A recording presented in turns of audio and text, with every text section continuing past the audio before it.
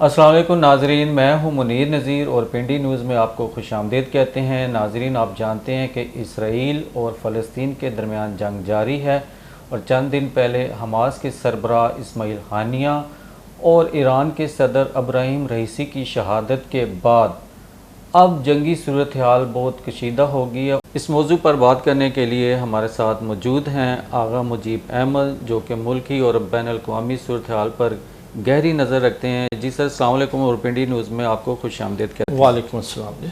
अच्छा सर, जो हमास के सरबराह इस्माइल हानिया की शहादत हुई, उस पे जो ख़ित्ते पर जो असरात होंगे, तो मुस्तकबिल में क्या होगा, क्या सूरत हाल इख्तियार होगी कारज़गी? देखें, जो इस्माइल हानिया वो तो शुरू से ही अमेरिका को वो खटकते हैं और वो अमेरिका की हिट लिस्ट पे थे। ठीक है। तो सबसे पहले तो जब इस्माइल हानिया साहब जब ईरानी सरबराह के जनाजे पे जाते हैं तो अमेरिका ने उस वक्त ही टारगेट किया हुआ था इनको शहीद करने का, लेकिन उस वक्त चूँकि अवाम का हजूम बहुत ज़्यादा था उनके जनाजे में, तो उस वक्त को उन्होंने अपना जो इरादा, चूँकि हिलाकतें बहुत ज़्यादा हो जानी थी और बैन अल-अक़वामी सतह पर बहुत ज़्यादा शदीद रद्द अमल आना था अमेरिका के ख़िलाफ़, तो उन्होंने अपना इरादा पोस्टपोन कर दिया। अब चूँकि नए सदर की हलबर्दारी की तकरीब थी तो इस मौके को उन्होंने गनीमत जाना और वो चूँकि इस्माइल हानिया इस वक्त ईरान में मौजूद थे, तो चूँकि प्लानिंग तो जारी थी, वो शुरू से पीछे पड़े हुए थे, तो इस मौके को उन्होंने गनीमत जानते हुए उनको डायरेक्ट टारगेट किया। फिर तो इसमें अब सर, ये जो ईरान के सदर थे इब्राहिम रईसी, उससे पहले उनकी भी कुछ चंद महीने पहले शहादत हुई, उनको भी टारगेट किया गया, तो उसमें क्या साजिश हो सकती है, क्या उसके असरात थे या रीज़न क्या थी उसकी वजूहात? ये जो इब्राहिम रईसी जो हैं, ये भी ज़ाहिर है अमेरिका को एक आंख नहीं बाते, ये भी शुरू से इसराइल के मुखालिफ रहे हैं और मस्जिद अक्सा की बहाली के सिलसिले में, आज़ादी के सिलसिले में इनका भी बड़ा रोल रहा है। तो लिहाजा जो भी मस्जिद अक्सा की बात करेगा या इसराइल के ख़िलाफ़ बात करेगा तो अमेरिका तो उसको अपनी हिट लिस्ट पर रख लेता है, टारगेट उसका कर लेता है। तो चूँकि अभी रिसेंटली अगर आप देखें कुछ अर्सा पहले, तो उन्होंने बड़े सख्त बयानात दिए थे जो गुज़िश्ता जो है ईरानी सदर, तो जो कि अमेरिका को बड़े नागवार गुजरे थे और वो डायरेक्ट उन्होंने इसराइल पे मतलब है कि अपने बयानात में उन्होंने अटैक किया था और इसराइल की जो इंसानों के ख़िलाफ़, ह्यूमैनिटी के ख़िलाफ़ जो पॉलिसीज़ है उनके ऊपर उन्होंने बड़ी तनकीद की थी और फ़लस्तीन की हमायत का ऐलान किया था। तो लिहाजा वो भी सारा ये जो इस ईरानी सदर की जो शहादत है और ये इस्माइल हानिया की शहादत है, ये एक ही कड़ी के सिलसिले हैं। अच्छा जी, अब ये बता दें कि सर, जो ईरान का जो अटैक था इसराइल के ऊपर, वो तो रीज़न थी कि उसकी भी वजूहात थी, क्योंकि ईरान ने खुल के इसराइल के साथ जंग लड़ने का फ़ैसला किया था, मतलब फ़लस्तीनी लोगों के लिए, फ़लस्तीन की आवाम के लिए।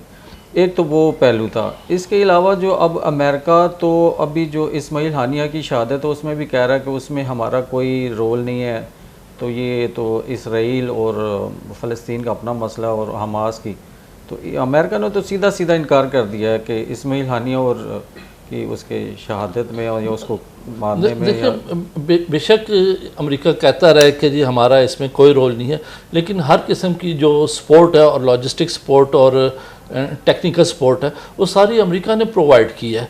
अगर आप देखें, शुरू में ये जो इस्माइल हानिया की शहादत हुई है, शुरू में उनका जो बयान आया कि जी हमने कोई वो 2 महीने पहले कोई बम प्लांट किया गया था, जो ये सारा धमाका खेज मवाद था। असल मकसद ये था कि जो उन्होंने शॉर्ट रेंज मिज़ाइल दागा था इस्माइल हानिया की रहाइश गाह जिधर वो मौजूद थे, ताकि उससे तवज्जो हटाई जा सके कि, और चूँकि ये जो पासदारान इनकलाब जो ईरानी जो है, ये जो लोग हैं, सारा कंट्रोल इनके पास था। जिस जगह पे ठहरे हुए थे इस्माइल हानिया साहब, तेहरान के किसी मकामी होटल में थे, नहीं कोई उनका गेस्ट हाउस वगैरह है ना। अच्छा। तो उसकी सिक्योरिटी के इंतजाम वो पासदाराना इनकलाब जो ईरान की जो तंजीम है, जो लोग भी हैं, उनके पास होता है। तो उनके की हुकूमत को उनके ख़िलाफ़ भड़काने के लिए कि जी आपकी ये जो तंजीम है पासदाराना इनकलाब, इन्होंने उनकी सिक्योरिटी को सही तरीके से अंजाम नहीं दिया और उनके ख़िलाफ़ भड़काया जा सके या जो भी आप कह लें कि अगेंस्ट किया जा सके हुकूमत को और इनके ख़िलाफ़, और उसी चीज़ को लेते हुए अब ईरानी जो हुक्मरान है उन्होंने इस चीज़ को भी नज़रअंदाज नहीं किया कि जी क्या उनका भी ये कोई लोग मुलव्वस हैं। बेसिकली अगर आप सारे इस चीज़ को जायज़ा देखें तो जो इसराइल की तंजीम मोसाद है उसकी बहुत गहरी जड़ें हैं ईरान के अंदर। तो जब तक तो ये ईरान में गहरी जड़ें मौजूद रहेंगी मोसाद का तरीका वारदात ये है कि वो जो कमज़ोर लोग होते हैं वो उनको ख़रीद के उन्हीं मुल्कों के ख़िलाफ़ इस्तेमाल किया जाता है। किसी किस्म की भी लालच दी जा सकती है, पैसे की भी लालच दी जा सकती है और किसी और किस्म की भी लालच दी जा सकती है ताकि लोगों को ख़रीदा जा सके और उन लोगों को उन्हीं मुल्कों की हुकूमतों के ख़िलाफ़ लोगों के ख़िलाफ़ इस्तेमाल किया जा सके। तो ये डेफिनेटली एक मोसाद की ही कार्रवाई है। ठीक है। इससे पहले ईरान के सदर के तैयारे को हिट किया गया अज़रबैजान के जंगलात में, उसके बाद अब इस्माइल हानिया को टारगेट किया गया, लेकिन वाज़ेह तौर पे कोई ऐसे सबूत या शवाहिद मौजूद नहीं है कि जिससे हम क्लियर कह सकें कि हाँ भाई इसने उसको टारगेट किया। देखा जाए तो वो शवाहिद कुछ भी मौजूद नहीं है अमेरिका के ख़िलाफ़ जिससे कोई अक़वाम मुत्तहिदा में या कोई आलमी अदालत हो उसमें कोई कार्रवाई की जा सके। आप तो हमारे कानून भी ये जानते हैं तमाम सूरत हाल को, तो कैसे ये शवाहिद पैदा किए जा सकते हैं या कैसे शवाहिद मिलेंगे कि जो क्लियर कट वाज़ेह हो जाए कि ये अक़वाम मुत्तहिदा में जाने का तो सवाल ही पैदा नहीं होता। अक़वाम मुत्तहिदा भी जो है वो अमेरिका के ज़ेर तसल्लुती है, सारे उनके लोग होते हैं। तो उधर तो ना तो ईरान की सुनवाई होनी है ना किसी और की सुनवाई होनी है, तो उस चीज़ को तो आप नज़रअंदाज कर दें।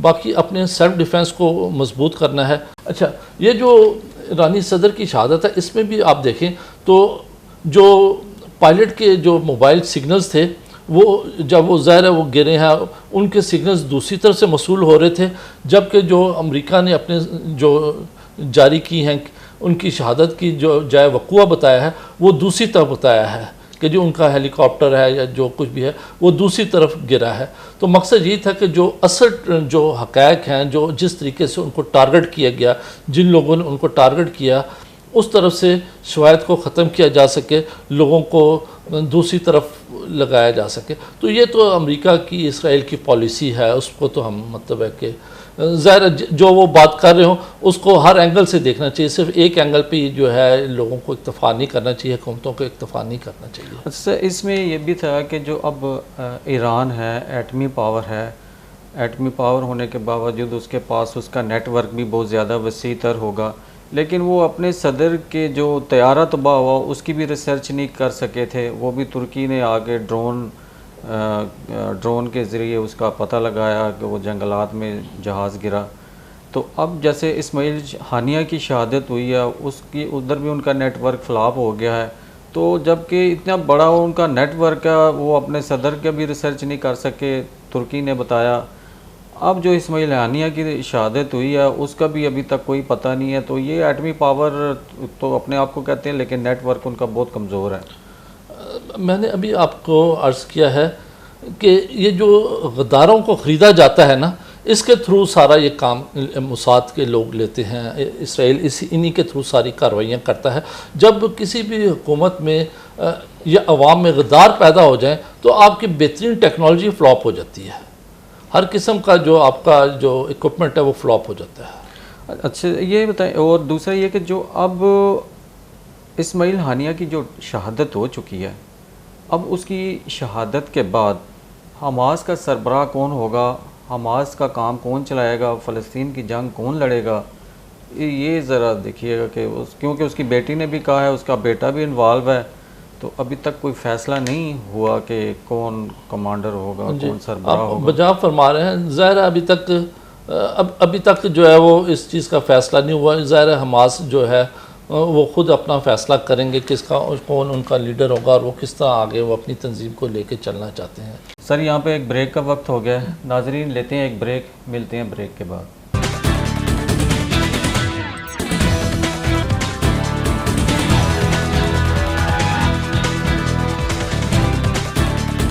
खुश आमदेद ब्रेक के बाद।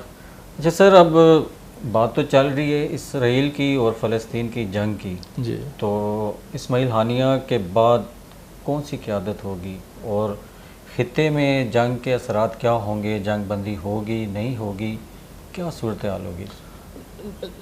देखें, ये सब जैसे सूरत हाल पैदा हो रही है, तो अगर हम थोड़ा सा पीछे जाके देखें, जो 9/11 का जो वाक़या हुआ है और उसके बाद से जिस तरीके से ये सारे ख़त्े में तब्दीलियाँ रूनुमा हो रही हैं, 9/11 के वाक़े के बाद ये जो अफ़गानिस्तान की जंग हुई है, उसके बाद फिर अगर आप देखें तो इराक़ के ऊपर भी हमला किया गया अमेरिका की तरफ से, फिर और भी ख़त्े में सूरत हाल को बिगाड़ने की कोशिश की गई। असल में अमेरिका चाहता ये कि ईरान या पाकिस्तान डायरेक्ट इनके आमने सामने आए, ठीक है, ताकि इनको जो है ना इनकी औकात याद दिलाई जा सके। लेकिन अल्हम्दुलिल्लाह पाकिस्तान एक इंडिपेंडेंट सॉवरेन स्टेट है, एक न्यूक्लियर पावर है, जो कि अमेरिका को भी पता है कोई भी अमेरिका गलती करेगा, चाहे जंग की सूरत में हो चाहे किसी और सूरत में हो, तो अल्हम्दुलिल्लाह पाकिस्तान एक बहुत स्ट्रॉन्ग कंट्री है, तो अमेरिका ये ख्याल बिल्कुल दिल से निकाल दे। ठीक है। जब भी पाकिस्तान के ऊपर कोई भी मुश्किल वक्त आया तो हमारे अवाम, हुकूमत और फ़ौज हमेशा एक पेज पे रहे हैं। ठीक है। चाहे कारगिल का वाक़या हुआ हो, चाहे 65 की जंग हुई हो, चाहे कोई और वाक़या आप देख लें, हमेशा ये जो हमारी अवाम, हुकूमत और फ़ौज है एक पेज पर रहे। और जब ये तीनों एक यकजा होते हैं तो दुनिया की कोई ताकत जो है ना इस कौम को हरा नहीं सकती है। सर, आपने पिछले ज़माने की बात की है, 9/11 की बात की है। अगर मैं थोड़ा सा और पीछे चला जाऊँ, तकरीबन 1992 में या 93 में जब अमेरिका की और इराक़ की जंग शुरू हुई पेट्रोल के ऊपर, तेल के ऊपर, तो वहाँ से ये एक जंग का आगाज़ हो चुका था इस खित्ते में। और उस वक्त से लेके आज तक इस खित्ते के हालात ख़राब ही रहे हैं। तो अगर अमेरिका ने इराक़ से काम शुरू किया, इराक़, ईरान, अफ़गानिस्तान, इसी तरह उसकी कुछ जो मोहब्बतें मेरे ख्याल इंडिया के साथ भी हैं, तो ये तमाम जो हैं अब इसके असरात तकरीबन अगर आप 92 से भी लगाएं तो तकरीबन 92 और 8 और 24 32 साल हो गए इस खित्ते के अंदर हालात ख़राब हैं। इस 32 साल के ख़राब हालात को ठीक करने में पाकिस्तान का क्या किरदार होगा? पाकिस्तान के दफ्तर ख़ारजा जो हैं वो कह रहे हैं कि हम अक़वाम मुत्तहिदा से भी बात कर चुके हैं, लेकिन 32 साल के अंदर खित्ते में अमन नहीं हुआ, दिन ब दिन बिगड़ता जा रहा है। लेकिन जो पाकिस्तान के दफ्तर ख़ारजा है उसका तो एक आम किरदार है इस सारी सूरत हाल में। अगर आप देखें तो पाकिस्तान का दफ्तर ख़ारजा इंतहाई ज़िम्मेदारी के साथ मुज़ाहरा कर रहा है। जो भी पाकिस्तान दफ्तर ख़ारजा के बयानात आते हैं वो इंतहाई नपे तुले और इलाक़ाई सूरत हाल को देखते हुए बयानात दागे जाते हैं। हमारी ईरान के साथ मॉरल सपोर्ट भी जारी है, गो कि हम डायरेक्ट जंग में मुलवस नहीं होना चाहते। ये पाकिस्तान भी समझता है जंग में मुलवस होने का मकसद है कि अपने आप को ख़राब करना। पाकिस्तान पहली माशी सूरत हाल में बिगड़ा हुआ है, तो लिहाजा हम इतने भी कमज़ोर नहीं हैं कि अगर कोई बैरूनी दुश्मन हमारे मुल्क पे आके खुदा न खास्ता हमला आवर करे तो हम उसको आराम से अपनी टांगों पे जाने देंगे। ऐसा नहीं होगा। ये इंडिया को भी पता है, अमेरिका को भी पता है और पाकिस्तान के तमाम दुश्मनों को पता है कि पाकिस्तान इतना कमज़ोर मुल्क नहीं है। अगर पाकिस्तान ज़रा सा भी कमज़ोर मुल्क होता तो अमेरिका ने, वो आपने देखा होगा कि वो जो कश्मीर में 2 जहाज़ गिराए थे जिसमें एक अभिनंदन भी था और एक इसराइली पायलट भी था। ठीक है। ये पाकिस्तान ने मतलब उनको थोड़ा सा एक झलक दिखाई थी कि अगर आपने आइंदा ऐसी कोशिश की तो इससे ज़्यादा बुरा अंजाम आप लोगों का होगा। तो खित्ते में जहाँ तक सूरत हाल का ताल्लुक़ है, अगर खुदा न खास्ता इस खित्ते में जंग छिड़ती है तो सिर्फ ईरान, इसराइल उससे मुतासर नहीं होंगे। पाकिस्तान, इंडिया, अफ़गानिस्तान, तुर्की, चाइना, रशिया, ये पूरा जो एक खित्ता है ये जंग की लपेट में आ जाएगा। ठीक है। जो सबसे बड़ी बात जो अमेरिका खेलता है इस खित्ते में आके, अमेरिका के जितने भी आप फौजी देख लें, सब उन लोगों को उन्होंने अपनी फ़ौज में भर्ती किया हुआ है जो गैर मुल्की आते हैं सियासी पनाह लेने के लिए या असाइलम लेने के लिए। अमेरिका शुरू से उनके बच्चों को टारगेट करता है। ठीक है। बच्चे स्कूलों में पढ़ते हैं, कॉलेजेस में पढ़ते हैं, उनको टारगेट किया जाता है कि जी आपने अमेरिकन फ़ौज में भर्ती होना है। वो कच्चे ज़हन के लोग होते हैं, जो लोग असाइलम लेके जो पेरेंट्स गए होते हैं वो भी कहते हैं ठीक है जी हमारा बच्चा अमेरिकी फ़ौज में भर्ती हो जाएगा और हमारा इसका मुस्तकबिल लग जाएगा, नौकरी लग जाएगी, इसका मुस्तकबिल संवर जाएगा। लेकिन आप जब भी देखेंगे, चाहे वियतनाम की जंग हो, रशिया की अफ़गानिस्तान में जंग हुई है, इराक़ में जंग हुई है, सब उन लोगों को भेजा गया जो असाइलम लेके जिनके पेरेंट्स आके अमेरिका में आबाद हुए थे और उनके बच्चों को फ़ौज में भर्ती किया गया। इसलिए आप देखें अफ़गानिस्तान की जंग में या इराक़ की जंग में बहुत से फ़ौजी मारे गए थे, लेकिन जब उनकी लाशें ले जाई गई तो अमेरिका में नहीं लेकर गए, उनको ले जाके किसी को जर्मनी में दफनाया तो किसी को और यूरोपीय कंट्री में दफनाया, क्योंकि अगर उनकी लाशें अमेरिका में जाती तो ज़्यादा कोहराम मचना था। तो ये अमेरिका की शुरू से पॉलिसी रही है कि जो असाइलम वाले लोग आते हैं उनको इस्तेमाल किया जाए, इसलिए वो खुल के खेलता है। उनकी अपनी आबादी को तो कोई फ़र्क नहीं पड़ेगा, अपने लोगों को तो कोई फ़र्क नहीं पड़ेगा। ये सूरत हाल है। ठीक है सर। इससे पहले अगर हम बात करें, जब रूस सुपर पावर था जी जी, और रूस के ख़िलाफ़ भी अमेरिका ने हमें इस्तेमाल किया, पाकिस्तान ने जंग लड़ी, अफ़गानिस्तान और रूस के दरमियान जंग हुई, बहुत सारी चीज़ें ऐसी हैं जो अब हम नहीं शेयर करना चाहते, लेकिन ये कि रूस और अफ़गानी जो जंग थी उससे भी तकरीबन 80 की दहाई में तकरीबन ये हुआ था, शुरू हुआ था। उस वक्त से भी लेकर ये खित्ते में अभी तक जो है अमेरिका मौजूद है, चाहे वो जंगी सूरत में मौजूद है या बैग पे मौजूद है, लेकिन ये कि अमेरिका मौजूद है। और रूस और अब जो तुर्की हैं वो इस खित्ते के लिए, जो इसराइल के अंदर जंग है, फ़लस्तीन के दरमियान जंग है, उस जंग बंदी के लिए रूस और तुर्की क्या किरदार अदा करेंगे ताकि खित्ते में अमन पैदा हो? देखें, ये तमाम जितने भी ममालिक हैं, चाहे तुर्की है, चाहे पाकिस्तान है, चाहे चाइना है, वो नहीं चाहते कि इस खित्ते में किसी भी किस्म की जंग मुसल्लत की जाए। तो लिहाजा इनका इंतहाई ज़िम्मेदारी वाला रोल बनता है और है भी। और अभी तक इन्होंने सिर्फ अपने आप को बयानात की हद तक ही रखा हुआ है। और सबसे बड़ी बात यह है कि जो ईरान है उससे बड़े तहम्मुल का मुजाहरा किया हुआ है। ठीक है। अगर आप देखें, पहले गालबन शाम में जो है उनके सफारत खाने पे अटैक हुआ, उस वक्त भी अमेरिका ने या इसराइल ने ईरान को डायरेक्ट मुलव्वस करने की कोशिश की कि उनको भड़काया गया कि आप आए जंग में ताकि फेस टू फेस, 1 to 1 आप हमारे साथ जंग का हिस्सा बने। उस वक्त भी ईरान ने बड़े तहम्मुल के साथ मुजाहरा किया। फिर सदर जो रईसी थे, इब्राहिम रईसी साहब, उनकी शहादत में भी ईरान ने बड़े तहम्मुल का मुजाहरा किया। और अब ये जो इब्राहिम हानिया साहब जो हैं, इस्माइल हानिया साहब जो हैं, इनकी शहादत भी जो है गो के तुर्की या कतर के दौरे पे भी इस्माइल हानिया साहब जाते रहते हैं, उनको उधर भी शहीद किया जा सकता था, लेकिन मकसद उनको ईरान में शहीद करने का मकसद ये था कि ईरान को डायरेक्ट जंग में मुलव्वस किया जाए। जब तक ईरान को जंग में मुलव्वस नहीं किया जाता, जो यूरोपीय ममालिक हैं उनको भी तो कोई जवाब चाहिए कि जी ईरान ने ये काम किया, तो वो भी अमेरिका के साथ मिलकर ईरान पे पाबंदियां लगाया और उनको जंग में घसीटे। तो ईरान ने भी बड़ा जिम्मेदारी का मुजाहरा किया हुआ अब तक। ईरान ने मतलब जंगी सूरत हाल को कंट्रोल में रखा है, जंग बंदी के लिए भी किरदार अदा किया। लेकिन ये है कि उनके सफारत खाने पे पहले इसराइल ने अटैक किया, उन्होंने जवाबी कार्रवाई दी, तो ये सारी सूरत हाल थी। तो सर, अगर जो फ़लस्तीन के जो लोग हैं, जो शहदा हैं, उनके जो गमज़दा ख़ानदान के लवाकीन हैं, उनको अगर कोई मैसेज आप देना चाहें, क्योंकि वो इस वक्त गम की हालत में है, सदमे की हालत में है, तो उनके लिए कोई सर पैगाम हो तो शॉर्टकट कोई? देखिए, इसमें सबसे पहले तो जो है हमें वाक़या करबला को ज़हन में रखना चाहिए। वाक़या करबला भी जो है एक इस्लाम और कुफर की जंग थी। तो ये भी एक आप समझें कि इस्लाम और कुफर की जंग है।